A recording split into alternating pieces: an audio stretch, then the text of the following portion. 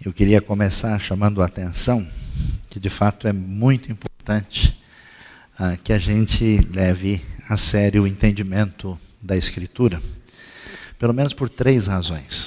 Primeiro, é que nós adoramos um Deus, conhecemos um Deus e nos relacionamos com Ele, e a pergunta é: que Deus é esse? Se Deus não faz parte da nossa maneira de pensar, das ideias que a gente desenvolve na nossa cabeça, mas o Deus que se revela na Escritura. Alguém pode ir a uma igreja, participar de um culto, e aí prestar culto a uma visão de Deus que não corresponde ao Deus revelado. É uma espécie de idolatria não consciente. Depois, porque o conhecimento de Deus permite que a gente venha entender quem nós somos. É como uma grande luz que ilumina uma outra realidade, nos ajuda a entender a nós mesmos, quem nós somos, como é que deve se entender a nossa própria pessoa. E terceiro, é a nossa caminhada na vida, como entender a realidade à nossa volta, como entender o ambiente onde a gente está inserido, o que a gente pode compreender. Se a gente entende adequadamente Deus, a nós mesmos e o cenário à nossa volta, a situação é muito diferente e eu convidaria você então para essa reflexão. Hoje nós vamos particularmente dar atenção a uma história muito surpreendente e talvez diferente, que a gente não imaginaria que seria desse jeito, como a Bíblia nos apresenta. A história que aparece em 1º livro dos Reis, no capítulo 18, e começa a nos dizer o seguinte, desde o versículo 16, a história de Elias. Então Obadias dirigiu-se a Acabe, passou-lhe a informação, e Acabe foi ao encontro de Elias. Quando viu Elias, disse-lhe: é você mesmo, perturbador de Israel? Não tenho perturbado Israel, Elias respondeu, mas você, a família do seu pai, tem. Vocês abandonaram os mandamentos do Senhor e seguiram os Baalins. Agora convoque todo o povo de Israel para encontrar-se comigo no Monte Carmelo, e traga os 450 profetas de Baal, esse quase todo mundo conhece, e mais 400 profetas de Azerá, que comem à mesa de Jezabel. Pouca gente se lembra desses outros 400. Acabe convocou então todo Israel e reuniu os profetas no Monte Carmelo. Elias dirigiu-se ao povo e disse: até quando vocês vão oscilar para um lado e para o outro? Se o Senhor é Deus, sigam-no, mas se Baal é Deus, sigam-no. O povo, porém, nada respondeu. Disse então Elias: eu sou o único que restou dos profetas do Senhor, mas Baal tem 450 profetas. Tragam 2 novilhos, escolham eles um, cortem-no em pedaços e o ponham sobre a lenha, mas não acenda o fogo. Eu prepararei o outro novilho, colocarei sobre a lenha e também não acenderei fogo nela. Então vocês invocarão o nome do seu Deus e invocarei o nome do Senhor. O Deus que responder por meio do fogo, esse é Deus. Então todo o povo disse: o que você disse é bom. Elias disse aos profetas de Baal: escolham dos novilhos e preparem-no primeiro, visto que vocês são tantos. Clamem pelo nome do seu Deus, mas não acendam o fogo. Então pegaram o novilho que lhes foi dado e o prepararam, e chamaram e clamaram pelo nome de Baal desde a manhã até meio-dia. Ó Baal, responde-nos. Gritavam e dançavam em volta do altar que haviam feito, mas não houve nenhuma resposta. Ninguém respondeu. Ao meio-dia, Elias começou a zombar deles. Grite mais alto, dizia, já que ele é um Deus, quem sabe está meditando, ou ocupado, ou viajando. Talvez esteja dormindo e precise ser despertado. Então passaram a gritar ainda mais alto e a ferir-se com espadas e lanças, de acordo com o costume deles, até sangrarem. Passou o meio-dia e eles continuaram profetizando em transe até a hora do sacrifício da tarde, mas não houve resposta alguma, ninguém respondeu, ninguém deu atenção. Então Elias disse a todo o povo: aproximem-se de mim. O povo aproximou-se e Elias reparou o altar do Senhor que estava em ruínas. Depois apanhou 12 pedras, uma para cada tribo dos descendentes de Jacó, a quem a palavra do Senhor tinha sido dirigida, dizendo-lhe: seu nome será Israel. Com as pedras construiu um altar em honra ao nome do Senhor e cavou ao redor do altar uma valeta na qual podiam ser semeadas 2 medidas de semente. Depois arrumou a lenha, cortou o novilho em pedaços, pôs sobre a lenha, então lhes disse: encham de água 4 jarras grandes e derramem sobre o holocausto e sobre a lenha. Façam-no novamente. E disse, eles o fizeram de novo. Façam-no pela terceira vez. Ordenou, e eles o fizeram pela terceira vez. A água escorria do altar, chegando a encher a valeta. À hora do sacrifício, o profeta Elias colocou-se à frente do altar e orou: ó Senhor, Deus de Abraão, de Isaque e de Israel, que hoje fique conhecido que tu és Deus em Israel, que eu sou teu servo, que fiz todas essas coisas por ordem tua.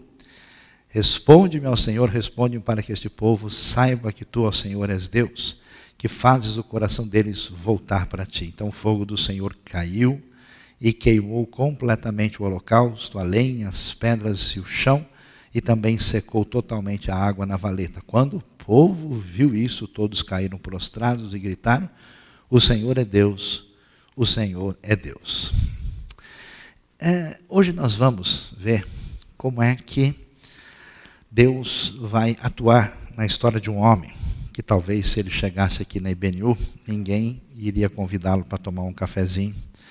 Dificilmente a gente iria permitir que ele viesse fazer parte da nossa classe aqui para integrar, porque é muito estranho esse homem, esse Elias, um sujeito diferente, que se vestia da maneira menos recomendável possível, uma pessoa esquisita, diferente. E como é que Deus vai atuar na vida desse homem num dos momentos mais complicados da história bíblica? E o que a gente vai ver? Quem está nesse cenário deve entender que não fazia tanto tempo assim, nós vamos encontrar o reino de Israel unido numa época feliz, com bastante tranquilidade, prosperidade e bem-estar, e Deus fazendo uma aliança com Davi, que atinge todo o povo, de que esse reino ia ser abençoado por Deus de uma maneira permanente.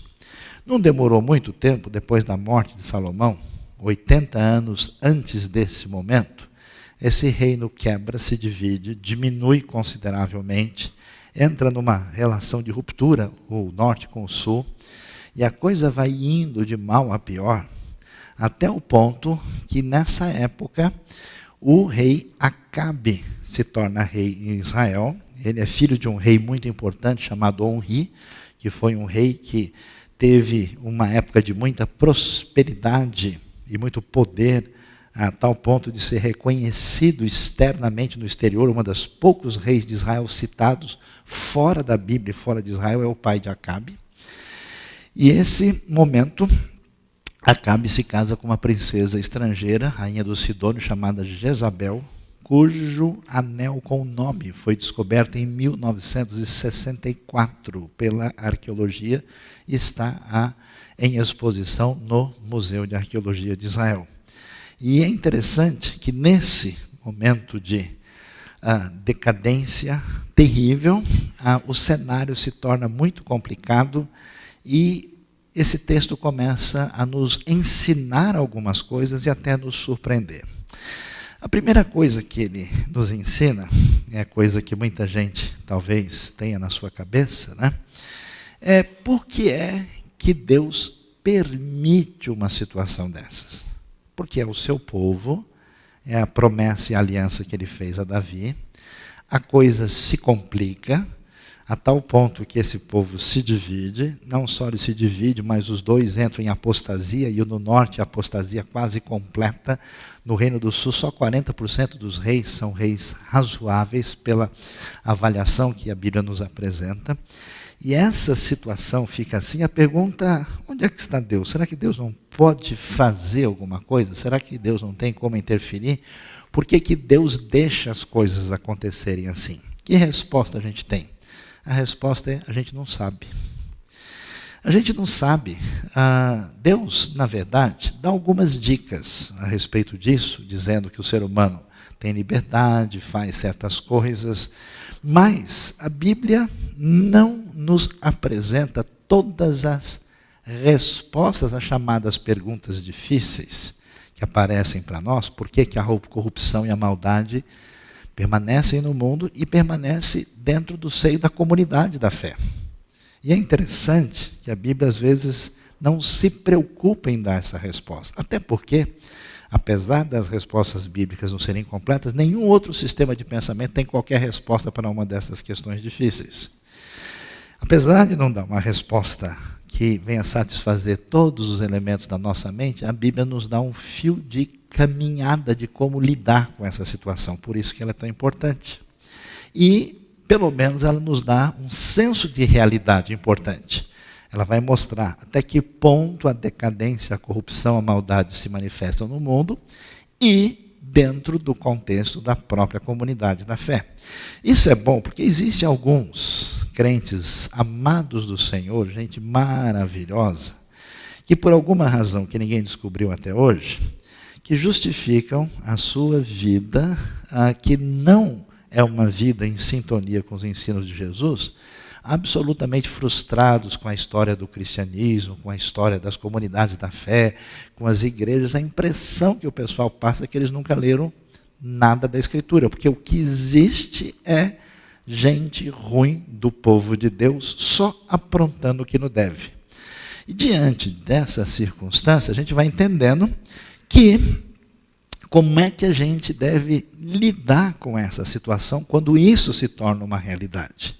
E um problema nesse momento, que nos leva à segunda questão em vista aqui, é que quando a sociedade, ou até o povo de Deus, entra nessa qualificação, assim, de isonomia da perversidade dentro da realidade à nossa vista, isso tem um poder tão forte de levar todo mundo que a pergunta é: como é que a gente deve reagir? A gente sabe que a gente toma decisões por causa de algumas ideias, a gente sabe que a gente toma decisão em função de gostos pessoais, mas no fundo, a maior parte das pessoas funciona como um satélite em relação às convenções da sociedade. Então, hoje em dia, tem muitas coisas que se tornaram normais no nosso mundo, que são parâmetros até mesmo em certas comunidades de fé, e que não fazem parte das referências que Deus nos deu. Mas as pessoas se acostumam de tal maneira que eles caminham dessa forma e parece que está tudo bem.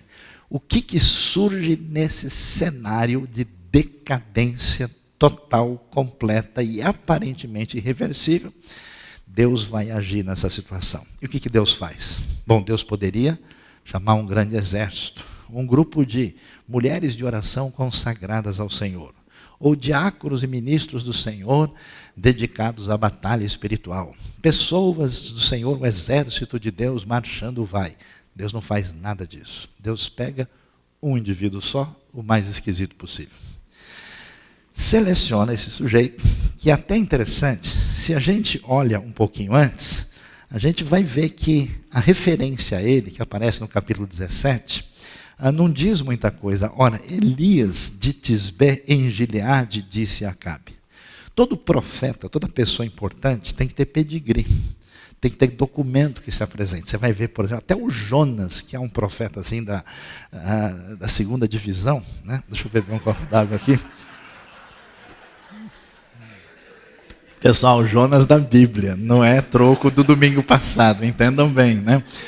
Um profeta assim bravo, que desobedece ao Senhor, esse Jonas veio a palavra do Senhor a Jonas, filho de Amitai, dizendo: Isaías, filho de Amós, que profetizou nos dias de Jotão, Acás, Uzias, Jotão, Acás e Ezequias. Você tem a referência.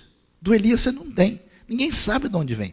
Tem até uns malucos, se você pesquisar coisas que você não deve pesquisar na internet, tem malucos dizendo que Elias veio de disco voador, que na verdade ele é Enoque que voltou. Tem a galera assim do mal, que só pensa aquilo que nem convém mencionar entre os santos. Elias não aparece desse jeito, é um sujeito que surge, e surge de uma maneira impressionante. Por que impressionante? Porque este homem, quando todo mundo está convencido de que o caminho é se submeter ao rei, ele que rei que nada. É tão impressionante que a gente olhando, nós lemos o texto a partir do verso 16, no verso 15, o texto diz o seguinte: E disse Elias, juro pelo nome do Senhor dos Exércitos, a quem eu sirvo, que hoje eu me apresentarei a Acabe. Esse homem é um homem de coragem, de fibra. Não me interessa se todo mundo faz assim, não me interessa se o reino de Israel todo foi por esse caminho. Se eu ficar sozinho no mundo, eu mantenho a minha fidelidade a Deus. Então impressiona demais. a postura, a atitude. E as pessoas que fizeram diferença na história foram as pessoas que ousaram não ser igual a todo mundo. Diferente dessa atitude que muita gente tem hoje, até você vai na fila do metrô, assim, tem um guichê, e no guichê tem 5 pessoas, tem outro tem 200, as pessoas param automaticamente atrás das 200. Né? É tal o reflexo de fazer o que todo mundo está fazendo, que grande parte das pessoas nem pensa mais. Elias não quer saber se Israel está fazendo desse jeito, se o pessoal está caminhando na direção de seguir Baal e as baaladas que faziam lá em homenagem a Baal nos seus cultos, parecido com algumas festas nacionais que nós temos.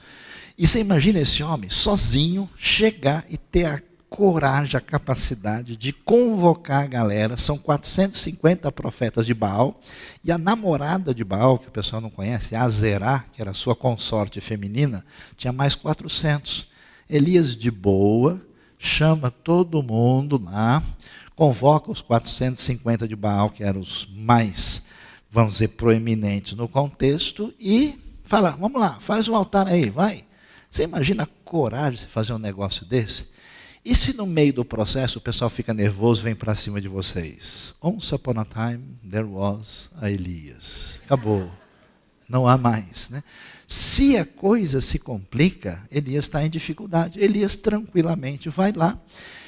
E ele tem a segurança, a fortaleza. Esse é o Elias forte. Absolutamente seguro de si, com toda a força de Deus.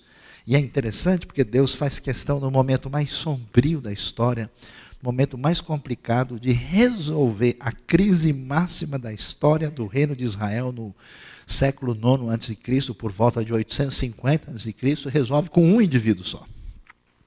E esse Elias chega, coloca-se nas mãos de Deus, e a marca deste homem forte, cheio de fé, é a sua fidelidade. Ele não abre mão e ponto final. E cheio de coragem, e cheio de uma atitude impressionante, ele faz sarcasmo, ironia de Baal e dos profetas. Eu vou ver que ele está viajando, ele está dormindo, não acordou ainda. Vamos lá, grita mais alto. E o pessoal fica de tal forma apavorado, porque eles estão fazendo uma espécie de disputa em público. Eles se machucam a maneira estranha do paganismo de tentar convencer a divindade por meio dessa coisa ligada ao medo, à culpa, uma tentativa de troca com Deus pagão. Eles fazem de tudo, e Elias, impressionante Elias vai ser esse homem forte de Deus, com um protagonismo absolutamente inigualável, de tal forma que quando você lê a história de Elias e Eliseu, você fica tão impressionado, porque para esses nossos dois amigos, ressurreição é coisa assim do café pequeno. Os milagres que eles fazem, as coisas impressionantes, até superam, em certo sentido, o que Moisés fez. Que abrir mar vermelho é coisa de principiante, deixa com a gente que a gente resolve tudo aí. Desce fogo do céu, ressuscita a gente, multiplica farinha, manda parar de chover, que o homem do tempo perdeu o emprego na época de Elias. Para quê? Tem uma meteorologista, faliu a carreira. Não tem mais nenhuma razão de ser. Elias manda, fala, para de chover, é impressionante. Esse homem de Deus, usado poderosamente, marcado pela sua fortaleza e sua fidelidade, que é o que deve chamar a nossa atenção nessa noite. Como é que eu me posicionaria quando todas as coisas vão contra a minha postura de fé? Porque hoje, sendo bem sincero, de certa forma, ser evangélico, ser crente, ser batista, não sei mais o quê, virou um negócio assim até tão popular que às vezes até serve para a pessoa achar bonito, ou uma espécie de qualidade diferenciada. Eu sou evangélico, eu sou vencedor. Mas quando a nossa relação com Deus implica em perseguição implacável, implica em prejuízo, implica em perder todas as nossas relações próximas, como é que a gente se posiciona diante disso? Elias, ele tem as suas condições normais, psicológicas, físicas, de todos os tipos, e como é que isso atinge Elias nessa situação única de manter na fidelidade no ponto máximo de apostasia da história do Israel do Antigo Testamento. A gente vai ver que esse Elias fiel é o Elias feliz. Feliz porque ele é vencedor. Impressionante, fogo desce do céu. Milagre extraordinário. Acho que o Elias até afastou um pouco, vai que pega um pouco em mim, né? Essa vitória incrível, e o texto bíblico faz questão, né, para essas pessoas que sempre tentam recriar o texto a partir de uma visão naturalista, de mostrar que a coisa é no detalhe. Não, ó, faz um buraco fundo e enche de água, põe mais um pouco, molha tudo. E o texto faz questão de dizer que algo absolutamente incrível e extraordinário acontece por essa intervenção divina. E o povo, né, o povo que conhece o Senhor, mas nunca se decide direito, nessa hora o Senhor é Deus, está todo mundo ali. Elias sai vencedor. Qual é o caminho desse grande protagonista da fé? A gente vai descobrir e a gente vai se surpreender. Porque quando a gente continua lendo o texto, e, como a gente tem dito, né, se eu fosse você, eu lia a Bíblia todo dia, isso faz um bem impressionante, né? Faz muito bem para a sua vida. Versículo 1 do capítulo 19 diz o seguinte: Ora, Acabe contou a Jezabel tudo o que Elias tinha feito e como havia matado todos aqueles profetas à espada. Por isso Jezabel mandou um mensageiro a Elias para dizer-lhe que os deuses me castiguem com todo rigor, se amanhã, nesta hora, eu não fizer com a sua vida o que você fez com a deles. Elias teve medo e fugiu para salvar a vida. Em Berseba de Judá, ele deixou seu servo, entrou no deserto, caminhando um dia, chegou a um pé de giesta, sentou-se debaixo dele e orou, pedindo a morte. Já tive o bastante, Senhor. Tira a minha vida. Não sou melhor do que os meus antepassados. Depois se deitou debaixo da árvore e dormiu. De repente, um anjo tocou nele e disse: levante-se e coma. Elias olhou ao redor e ali junto à sua cabeça havia um pão assado sobre brasas quentes e um jarro de água. Ele comeu, bebeu e deitou-se de novo. O anjo do Senhor voltou, tocou nele e disse: levante-se e coma, pois a sua viagem será muito longa. Então ele se levantou, comeu e bebeu, fortalecido com aquela comida, viajou 40 dias e 40 noites, até chegar a Horebe, o monte de Deus. Ali entrou numa caverna e passou a noite. O que chama atenção na palavra de Deus, nos escritos bíblicos, que diferentemente do que muitas vezes a gente vê em diversos escritos religiosos, inclusive e evangélicos, a Bíblia tem um senso de realismo incrível, impressionante. Ela vai mostrar que esse Elias, o grande profeta de Deus, forte, feliz pela vitória, vencedor, capaz de fazer as coisas mais inimagináveis, chegou no ponto máximo do seu estresse pessoal. É impressionante que esse homem que chegou e se apresentou diante de Acabe, nem teve medo do exército, da guarda, do palácio, de qualquer coisa.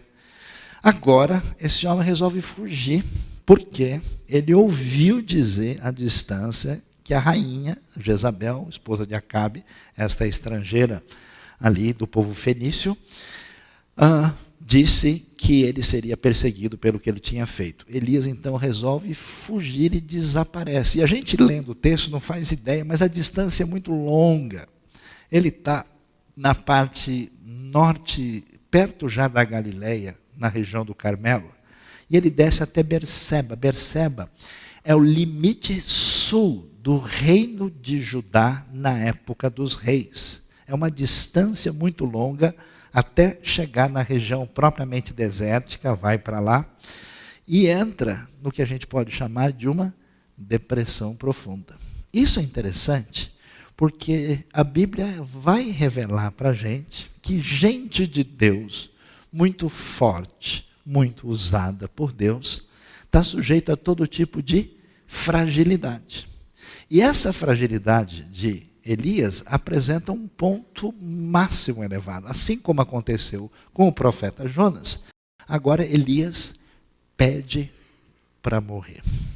E é impressionante a situação, porque ele está lá, né, no Berseba Heavenly Hotel. lá no deserto, deitado, e está ali de boa, e de repente, o anjo do hotel vai lá e traz o breakfast, sir, you wanna eat? Né?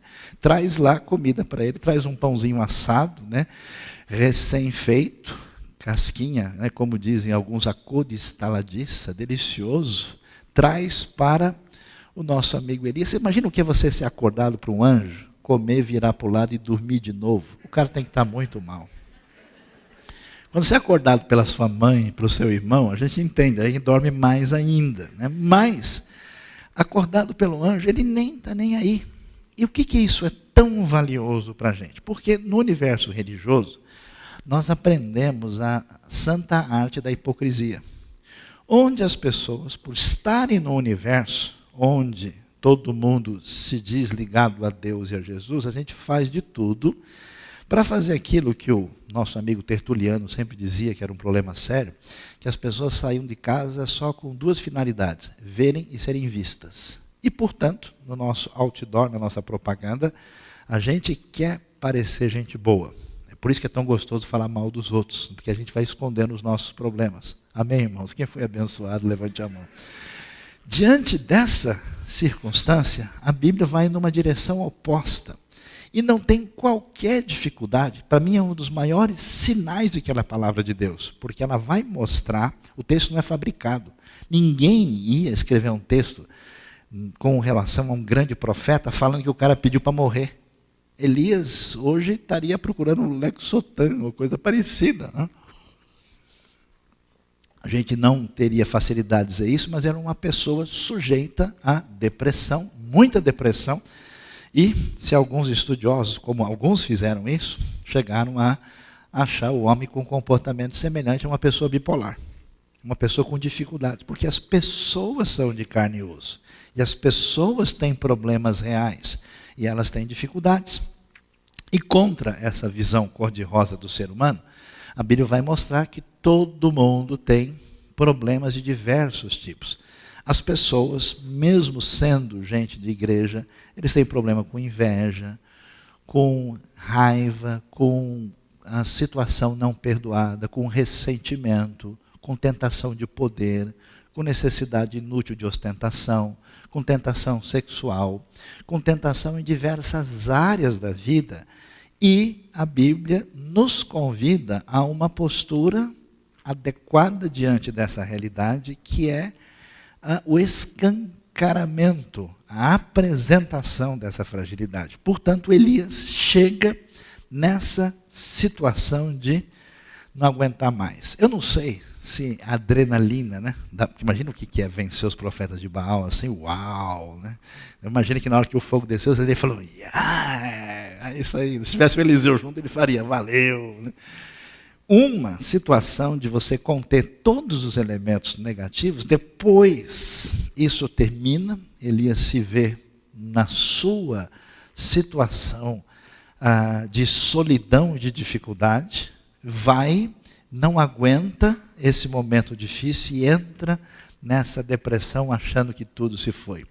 E eu acho impressionante, por isso que é tão importante ler o texto bíblico com atenção. É tão impressionante a maneira como Deus vai lidar com isso.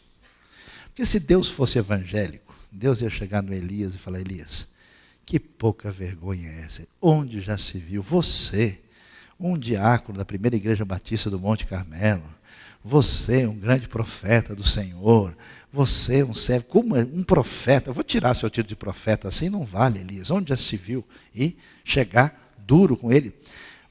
Mas de modo nenhum isso aparece lá. A maneira como o texto conduz, como é que Deus trata a fragilidade de Elias, é extremamente útil e interessante para a gente entender muita coisa na nossa própria vida. A Bíblia diz que Elias, que fica na caverna, que come, depois de muita dificuldade, trabalho extra, o anjo teve que fazer hora extra para levar o Elias a fazer tudo o que precisava. Ele vai agora ao extremo sul do Monte Horebe. Monte Horebe é o Monte Sinai. Provavelmente o texto está querendo fazer essa relação entre ele e Moisés, essa ponte tão importante. Ele vai para o sul, para aquela região onde foi dada a lei, onde Moisés se encontra com Deus, chega até lá e entra numa caverna e passa a noite. Eu não sei como é que está a sua vida, não sei como é que a gente tem caminhado, mas tem muita gente que tem uma boa e santa saudade de momentos importantes e valiosos da sua vida com Deus. E que por uma série de razões, uma mistura de frustrações, ressentimentos, aborrecimentos, às vezes ressentimento consigo mesmo, eu me decepcionei, eu achei que eu faria a coisa de uma maneira diferente. Olha, entrou um problema assim na minha vida, olha, não consegui vencer essa situação, eu me frustrei com A, B ou C, e a pessoa faz aquilo que a maior parte das pessoas faz, a semelhança de Elias, que é entrar na caverna. Eu não sei, pode ser a caverna do medo, caverna do ressentimento, a caverna do falta de perdão, do aborrecimento, do fundo da sua alma, aquilo que tirou a disposição, aquele elemento tão gostoso que já reinou na sua vida, no seu coração, na sua maneira de servir a Deus. Elias entra lá e ele está irreconhecível em relação ao Elias que nós vimos no capítulo anterior. E o que Deus faz? É impressionante. Porque em vez de Deus vir e dar uma dura repreensão em Elias, em vez de Deus chegar e dizer, Elias, agora chega, chamarei outro profeta, você não é digno do chamado que você recebeu. Em vez de Deus fazer picadinho, Elias, já que você está no Monte Sinai, né, a gente vai partir o monte de novo aqui, vamos fazer manifestação do poder de Deus, você vai ver como é que você faz uma coisa. Que vergonha, você enfrentou 450 profetas, agora fugiu de Jezabel, você não é homem não, Elias, que história é essa? Deus não faz isso. Por isso que você tem que entender que Deus gosta de você. Deus anda atrás de você. Deus quer abençoar a vida das pessoas frágeis, que tem momentos de fortaleza. Tem gente que diz assim, pastor, eu não sei nem como é que eu fiz aquilo naquele dia. Eu não entendo, mas realmente foi Deus que me usou, porque eu não tinha condição de fazer. Depois, você acorda de um jeito que você fala, puxa, será? Não sei nem se eu sou cristão, não sei nem se eu sou humano. Como é que eu posso lutar com as contradições que tantas vezes atingem a minha vida e o meu coração? Deus vai tirar a bola sem fazer falta. Deus chega de boa para Elias. É bonito demais o texto, né? E é legal porque a palavra do Senhor veio a ele e Deus pergunta, o que você está fazendo aqui, Elias? Olha a sutileza, né? Olha o lado gentleman do Senhor, de chegar de boa. Elias, o que você está fazendo aqui? Como? Elias, você é por aqui? Tudo bem? O que você está fazendo aqui? Olha que coincidência a gente se encontrar nesse lugar, no monte do Senhor. Aí Elias vai fazer uma coisa que poucos religiosos fazem, que é chutar o pau da barraca. Ou melhor, da tenda, porque na Bíblia não tem barraca, só tem tenda, né? Então ele chuta o pau da tenda, derruba os cabelos junto e abre o coração e começa a dizer, Deus, eu não aguento mais. Quer saber a verdade? Na igreja é um bando de hipócrita, o pessoal não vale nada, porque o pessoal é assim, acabou, ninguém quer saber de nada, só eu sou, né, o grande servo do Senhor. Ele diz, Senhor, eu tenho sido muito zeloso pelo Senhor, o Deus dos exércitos. Os israelitas rejeitaram a tua aliança. O texto faz questão de dizer, né, em vez de usar a palavra Jacó, usa Israel. E chama Israel duas vezes, que ele fez questão exatamente para fazer esse contraponto que Israel nesse momento é apóstata. Os israelitas rejeitaram, quebraram os altares, mataram os profetas da espada. Eu sou o único que sobrou e agora também estão procurando matar-me, como quem diz, o senhor não está vendo, não? O senhor ainda tem coragem de me perguntar o que está acontecendo, o que eu estou fazendo aqui? O senhor não vê que acabou tudo? Não sobrou nada, só tem eu. E se o senhor perder o grande profeta do Senhor, o maravilhoso servo de Deus, o que vai sobrar? Às vezes eu encontro muita gente que sente assim, só a minha igreja é uma igreja fiel ao Senhor.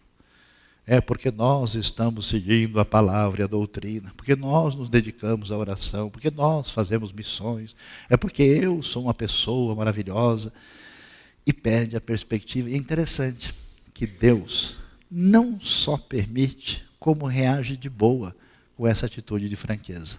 É tão interessante isso. Você abre o Salmo, se você ler com atenção, você vai ver como o salmista abre e rasga o verbo no seu coração sincero para com Deus. Às vezes incomoda você estar reunido com um bando de crente religioso assim, e o pessoal começa a falar, só tem palavra cor-de-rosa, só tem floreio bonitinho, só tem coisa não, porque nós estamos sempre orando ao Senhor, estamos muito dedicados. Elias, o homem que desce fogo do céu, está abrindo o verbo do seu coração, da sua situação de dificuldade diante do cenário da vida, do Deus que ele conhece e do sofrimento que ele tem internamente. Deus reage tranquilamente. E é interessante que Deus não responde. É como a criança mal criada. Porque esse meu pai você não me deu doce de leite, então só resta pegar ela no colo, dar um abraço e um beijo. Não tem como explicar. Não, veja, o doce de leite, que é composto, portanto, de tantas vitaminas, tal, não funciona assim. Deus não responde dessa maneira. E o Senhor lhe disse, saia e fique no monte, na presença do Senhor, pois o Senhor vai passar. Do que é que a gente precisa na vida? Qual é a nossa necessidade real? É do toque da presença de Deus na nossa vida. Por mais que alguém dê todas as explicações do mundo para a sua cabeça, por mais que tudo aquilo que seja vantagens impressionantes da fé possam surgir, por mais que a gente tenha as demonstrações de adoração mais impressionantes, cheias de manifestações estéticas, nada vai de fato fazer diferença dentro da nossa vida, porque o vetor que está errado aqui dentro, aquilo que é o elemento que conduz a nossa razão de maneira indevida, que conduz as nossas emoções na direção do amargor, do ressentimento, da frustração, aquilo que está fora do lugar, só a manifestação da presença de Deus abençoando o profundo do nosso ser. Nosso Senhor, nosso Criador, Deus do universo, bendito para sempre, amém. Fique aqui, porque o Senhor vai passar. E aí o texto prossegue, e a gente vai ver o show de compreensão da verdade que Deus vai dar. Elias, que conhece o Deus de poder, o Deus que confronta Baal, numa época de ou vencer ou morrer, que entende que a coisa está ligada com o poder, Deus vai fazer uma coisa muito interessante. Quando ele está ali, nesse momento, a Bíblia diz que veio um vento fortíssimo que separou os montes, esmigalhou as rochas diante do Senhor. Você imagina só, né, a visão, né? Imagina o momento naquelas montanhas rochosas do Sinai, uma espécie de tufão, de furacão, vem arrebentando, quebrando tudo, show de efeitos especiais para deixar Hollywood no chinelo. Deus faz isso e a Bíblia faz questão de dizer o quê? Que o Senhor não estava no terremoto.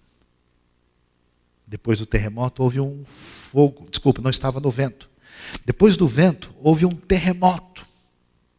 Barulho, chão tremendo, pedras rolando, quebrando, manifestação de poder intenso. O Senhor também não está no terremoto. Depois do terremoto houve um fogo e o Senhor não estava no fogo. O que acontece? Para a gente poder lidar com a nossa limitação, que é a razão do nosso estresse, da nossa ansiedade, dessa obsessão por controle e domínio da situação, aquilo que tira o nosso sossego, a nossa paz, que complica a nossa vida, porque a gente imagina que as coisas dependem da força e do poder. Elias, quando venceu, dependeu de Deus. Agora Elias, diante do perigo da sua vida, esquece disso e vai embora, e a expectativa é onde é que está o centro do poder e de força. E Deus faz questão de mostrar as maiores manifestações possíveis Mas o texto faz questão de repetir, e Deus não estava nisso. Como é que funciona a nossa vida? Como é que a gente se relaciona com Deus? Muita gente não permite uma aproximação pessoal de Deus no seu coração. Usa Deus pragmaticamente. Não, eu vou à igreja, afinal de contas, é importante para os meus filhos. Eles precisam aprender coisas boas na vida. Não, eu vou à igreja, eu vou servir a Deus, eu vou, porque afinal de contas, eu quero ser uma pessoa bem-sucedida. Eu sou uma florzinha de Jesus. Eu preciso ter coisas boas na minha vida. Eu preciso que o Evangelho me ajude a dar certo. Quero ser uma pessoa abençoada, muito dinheiro no bolso, saúde para dar e vender. E descobri que o melhor banco é o Banco Celestial. Então, quem tem a força, o poder e pode ajudar a nossa vida é Deus. Então, vamos nos aproximar dele. Interessante que o texto faz questão de mostrar que tudo aquilo que representava força e poder nessa época onde isso é tão valioso, o texto diz, Deus não estava, o Senhor não estava nisso. Depois de tudo isso, a Bíblia diz, depois do terremoto do fogo, e depois do fogo houve o murmúrio de uma brisa suave. Quando Elias ouviu, puxou a capa para cobrir o rosto, saiu e ficou à entrada da caverna. É tão interessante. Nada tira você da caverna, a não ser a suave presença de Deus. Pare de lutar. Desista do seu estresse. Deixe a sua ansiedade. Sossegue. Fique tranquilo. Deus está atrás de você. Deus está chamando. Você acha que eu abençoei a sua vida uma vez e não posso fazê-lo de novo? Você acha que a graça que atingiu o seu coração acabou diante do Senhor, que é o Senhor de todo o universo? Suavemente, Elias só vai ser tirado por essa aproximação indelével do próprio Deus. E o Senhor chega, tira o Elias da caverna. E o texto é bonito demais, porque ele cobre o rosto, né? O que é aproximar-se do Deus Todo-Poderoso? Ele vai com respeito máximo. E ficou à entrada da caverna. E o texto é impressionante, porque ele deixa de citar o Senhor. Ele deixa isso na penumbra, ele deixa isso de uma maneira poeticamente, para dar mais efeito, sem precisar mencionar diretamente. Diz que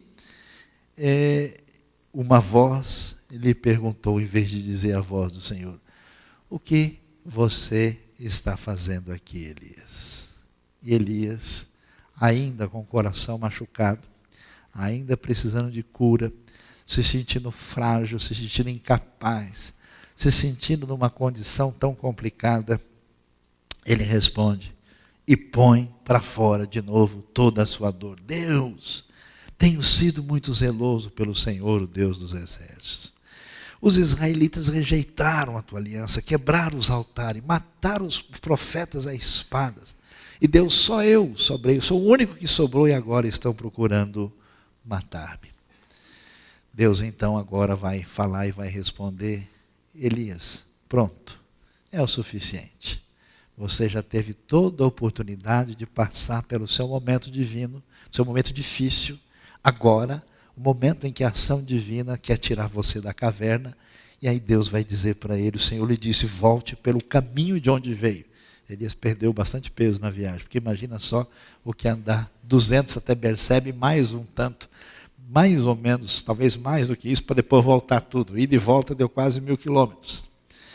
Vá para o deserto de Damasco. Chegando lá, unja Azael como rei da Síria, unja Jeú, filho de Ninzi, como rei de Israel, e Eliseu, filho de Safate, de Abel-Meolá, para suceder a você como profeta. Jeú vai matar a espada todo aquele que escapou da espada de Azael, e Eliseu matará aquele que escapar da espada de Jeú. No entanto, fiz sobrar 7.000,